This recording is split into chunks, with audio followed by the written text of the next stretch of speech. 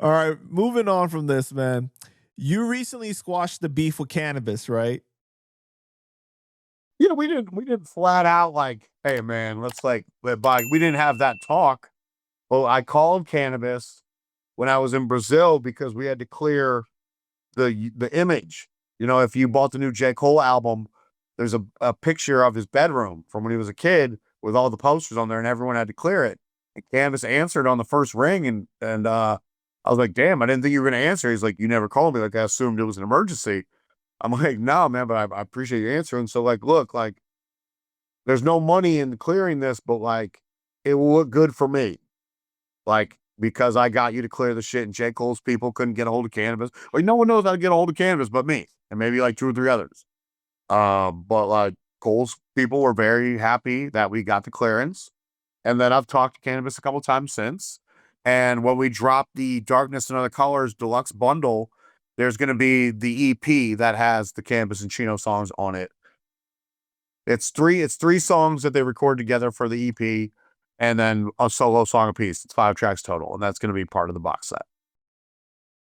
Wait a minute. So I thought that he took you guys took the verses to put for God's Carpenter too.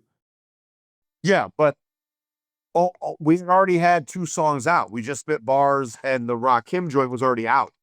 So essentially, I'm taking one of those songs back. Got you. Okay.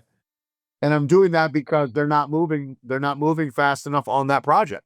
And it's really pissing off Art. Like Stu Bangas is taking a sweet ass time. Because Art's not a music guy. Stu is. Stu's working on other shit. And Stu's also been giving me some shit. It's like, bro, you should never ever have anything negative to say about me or to me after I literally gave you the rights to this music. In the contract between Art and Stu, I wrote myself out of it from financial aspect. It literally says in there, like, give me 0. And all profits that would go to me turn over to Lyric and Bella. That's in the contract. So please do not ever disrespect me, because without me, you couldn't finish God's Carpenter 2. And the real fact of the matter is, without me, God's Carpenter 1 never happens. Chino finished the album after I paid for the stem cell procedure that kept him alive, and then before he could finish the album. Wait, so he's been saying bad things about you behind the scenes, or what? Not necessarily behind the scenes, to me. He was mad about the book. Oh. He's like, there's a chapter about me in your book. Why didn't you tell me? I'm like, I don't call anyone to tell them in advance. Like, I did interviews talking about this shit. Like, you're an insignificant chapter, bro. And I'm like, you taking issue lets me know you haven't read it yet, because I talk about how we went through this bullshit and now we're friends. So clearly you just want to be upset just to be upset. Go read it and then tell me if you're still upset. No, I'm not going to read it. I'm like, all right, well then don't. I don't give a fuck. I don't have time for these people, dude. I don't have time. Like, if you have a legit gripe with me, let's talk about it. But like, you're mad that you're in my book, even though at the end of the chapter you come out looking good. Like, I made you look good.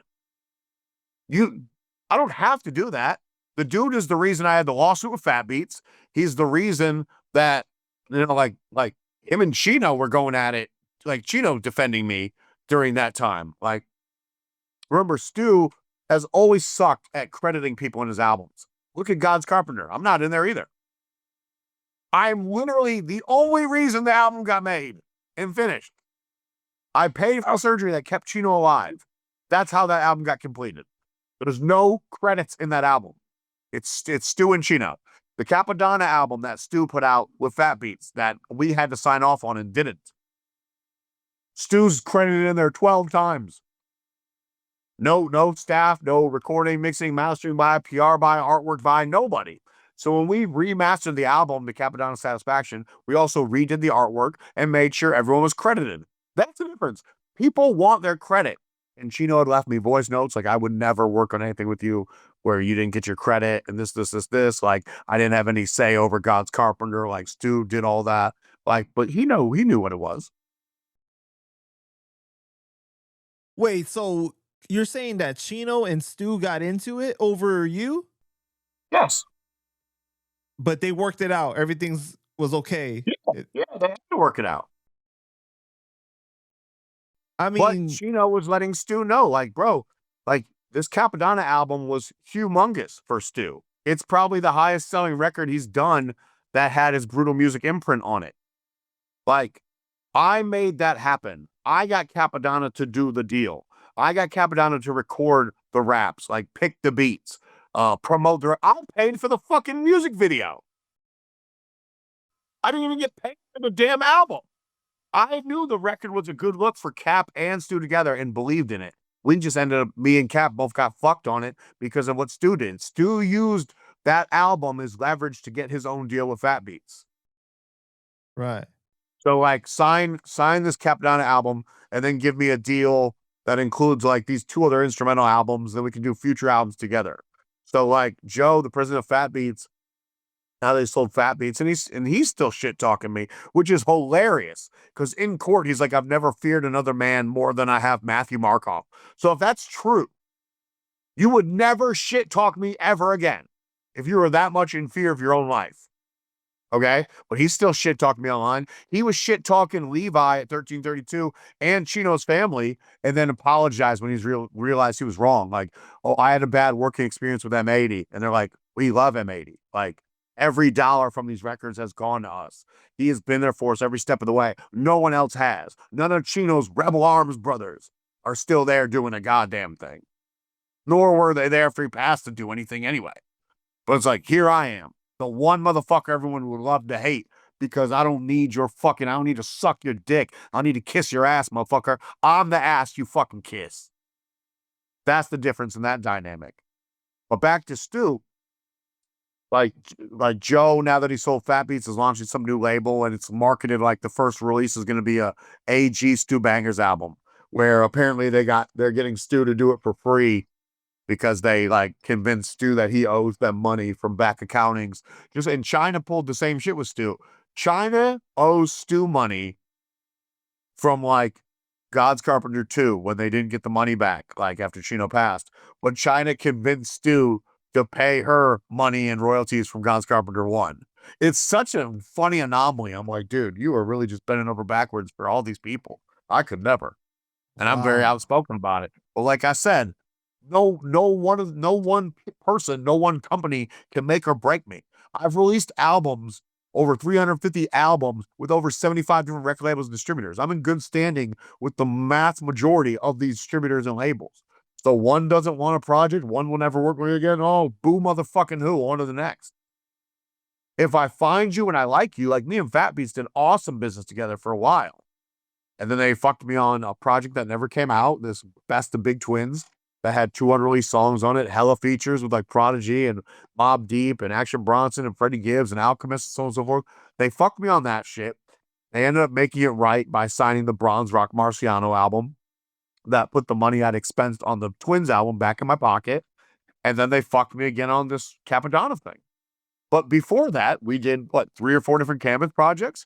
We did, I think, a Planet Asia record with Ben. We did, we did the Chino Reconstruction vinyl. We did the Crooked Eye Good vs. Evil vinyl. We did the Horseman album. Plenty of good shit. But once you do some fuck shit, I'm out. Either make it right or I'm out. And they, in court also lied saying that my accounts were in the red. Literally 4 days after the court case was done, Fat Beats emailing me, oh, okay, so we've looked back in your accountings and we were wrong and we owe you X amount of money. And I'm like, send it. They're like, well, we want you to like sign off on these legal docs first. I'm like, no, this is money you owe me. Send it. And then I'll look at your legal docs. So they sent me like 4 or 5 G's. Then I look at the docs and I'm like, I'm not signing this. It was basically to ensure I wouldn't shit talk them in my book and like continue the tirade about, now they took the Horseman album down, which is another way of avoiding paying royalties to like Raz Kaz and Kill Priest and Corrupt and Canibus and me. Now they've sent statements showing that my account's still in the red, but then they sent me a statement a month ago where they owed me money. So I need one more statement before I can refile the suit. Like they're fraudulently doctoring my accounting statements. Wow. Yeah, and now I caught them. And no one ever pays enough attention to catch it. But I did because I have 2 deals. I have HD, and I've emailed them. My attorney's like, as long as you're sending all the notices, then they can't act like, well, you can't use ignorance as a defense anyway. But I have 2 deals with Fat Beats. One's called HTP1, one's called HTP2. HTP1 is supposed to be the big records like Canibus, Bronze, Rock Marciano, that kind of shit, where we're getting advances or there's manufacturing money involved. HTP2 is the albums I'm doing digitally and asking for no advance. And if there's a physical component, I'm paying for it. So, like, there's no way that HTP2 could ever be in the red. So HTP2 has the Academy 3, my compilation album. I paid for the CDs to get pressed.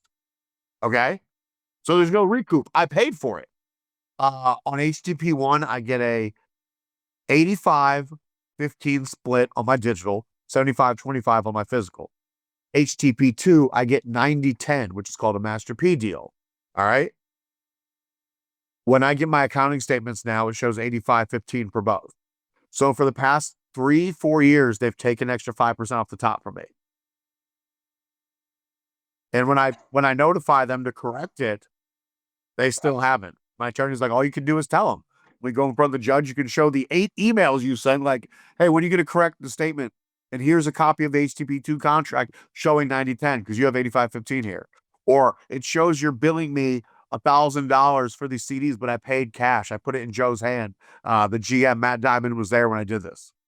Like, Wow. So he's like, let them keep perpetrating the fraud, and then literally you can sue for any amount of money you want. Because the actual damage is one thing. We can calculate how much money they've actually stolen from me. The punitive damages is the fraud. Right. Like, you continued the fraud. And Fat Beats, I think, just bought Traffic for like $30 million.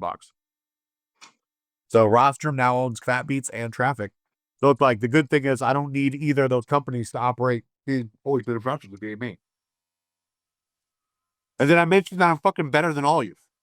So does Stu know that you're taking one of the songs from God Carpenters 2? No. But isn't that going to affect the work though? No, they can still use it. Oh, They okay. still use it, remix it for how they want to and shit. I made sure they had all the stems for everything I had at my disposal. But no, because what I'm doing directly benefits the family. And for what Stu and Art are doing, the family doesn't eat until they recoup. They're Got both you. still in the hole. Like, China didn't pay them back any money when China was claiming that, oh, in the time of Chino's death, all the music reverts back to us. That's a made up law. That doesn't happen. My licensing catalog has music in it from DMX, from Prodigy, from Big Pun, from Mac Dre, from the Jacka, from Sean Price, from you name it. Nate Dogg. Fred the Godson, if I didn't already say Fred, like ODB. Like, it's mine. I own it. It doesn't go back to the family because this motherfucker passed away. Mm-hmm. It's unfortunate, but that's not the reality. So when these companies were writing China, the estate of Chino XL, like, hey, if you want to buy this from me, here's what I spent, here's what I need. And they didn't kick a dollar. Like, oh, well, we don't have to because we already own it. And that goes back to the Immortal Technique example. Whether he would have actually done it or not, and I would have loved to seen it, because honestly, I don't believe it would have happened. But I would have loved for him to show and prove to the world. He offered to buy all the rights back, and he would just give them to the family. And they still said no, because like, why would we have you spend your money? We already own it. It all reverts back to us. They're just making shit up. And that's not true. Remember, they keep telling the world it's unauthorized and not to support it.